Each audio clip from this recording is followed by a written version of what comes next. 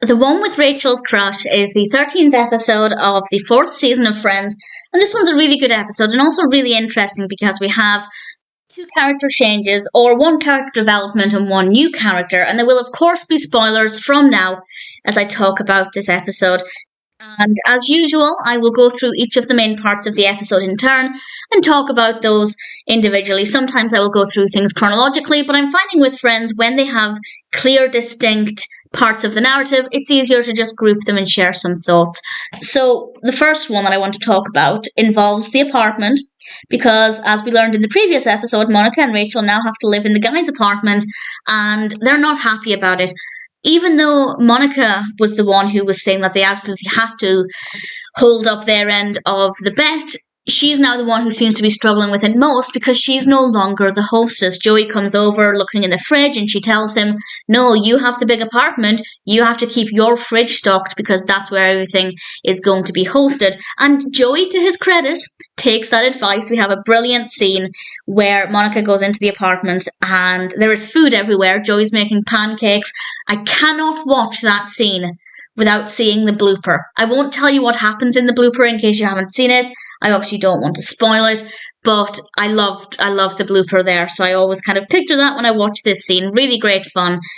And Monica tries really hard to turn things around and have people spending time at the small apartment. She's baking cookies and giving them adult magazines, and it still doesn't work. And then ultimately she decides to tidy up the apartment, change the flooring. Everything looks really nice, and I don't want to say too much about what happens with the apartments, but I think they made a really great use of the space, and it definitely looks like a different apartment. I think it's very, very nicely done. So I didn't mind that part of the narrative. It was nice that they didn't just forget about it. I mean, we still would have been in the apartment, but I like the fact that there was a bit more of an aftermath and we can see the after effects. So that worked really well. We then have a new opportunity for Rachel because, unfortunately, her department at Bloomingdale's has now gone. So she's been shifted to work as a personal shopper. And I don't necessarily know if that would happen in real life. Would you go from Rachel's job and doing what she did to being a personal shopper? I feel like they're completely different skill sets. Maybe I'm wrong. I don't know. I don't really know anything about that kind of work. But if anybody has any thoughts on that, please feel free to let me know.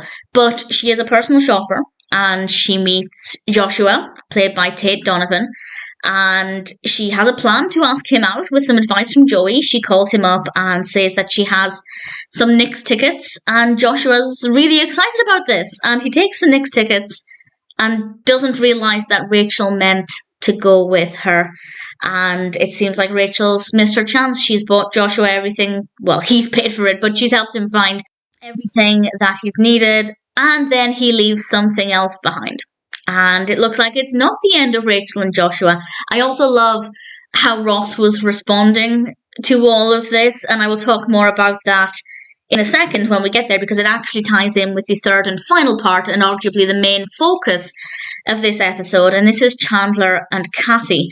And actually, there was something that was revealed in this that I'd never thought about before, or at least I don't remember thinking about it. And I'll talk about that when I get there chronologically. It starts off with Ross and Chandler seeing Kathy in a play, and Joey reassures Chandler afterwards that as long as the action on stage is hot, he doesn't need to worry about Kathy sleeping with the actor off stage, because as Joey puts it, when you're on stage, you've got this tension, this sexual tension, whereas if they're sleeping together off stage, that's going to go away. So there is logic to what he was saying, I guess, but unfortunately, Chandler kind of runs with it a bit too much, and he confronts Kathy after watching her on stage one night and basically tells her there was no chemistry in your performance, which is not a great thing to say to your partner when they're acting, and insults her and tells her that she was sleeping with Nick. And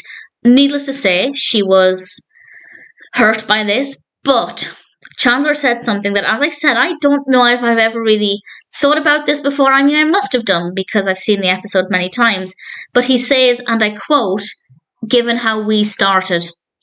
And it's that saying of once a cheater, always a cheater. Now, that's not necessarily true. Somebody might have an affair one time, feel guilty, and never ever have an affair again. But the point there is that if Kathy was willing to cheat on Joey with Chandler, what's to stop her being willing to cheat on Chandler with Nick? And I thought that was a valid point.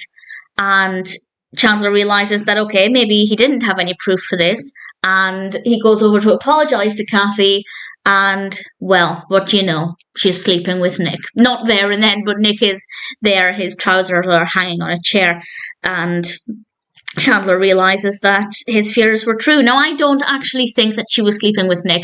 My reading of it is that Nick was a bit of a rebound. Maybe she turned to Nick for comfort after the fight with Chandler, and then they slept together, which doesn't necessarily make it okay. But anybody who's willing to sleep with somebody else hours after they've had a fight with what we could consider to be a serious relationship, they're not a good person, at least not in terms of their relationship. And as Chandler said, given how they started, are we really surprised?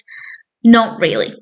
And then Rachel points out, a little later on when Chandler is upset and he explains everything, Rachel points out, just because you guys had a fight, it doesn't justify her sleeping with someone. And the audience's reaction in that moment was incredible. Absolutely fabulous.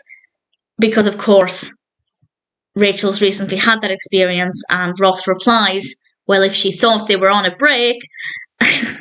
Absolutely fantastic. A nice way to inject a little bit of comedy in what is otherwise a bit of a heartbreaking moment for Chandler, because Chandler doesn't have the best of luck with relationships, certainly at this point in the show, and he finally found somebody who made him happy, and she's just a cheater and a horrible person. And I never liked Kathy. I liked what she brought to the show. We had some really good storylines and some good moments, but as a character, she's not a very good person. At least this side of her is not very good. I'm sure she has some positive qualities in some other ways. But nevertheless, sleeping with somebody hours after you had a fight with somebody, as we've learned from Ross, it's probably not the best thing to do. It's a really good episode, a lot going on, a lot of fun, a lot of great moments. The one with Rachel's crush is a really brilliant episode. I think with some really important moments in terms of the show's development, and absolutely an episode that I'll always love.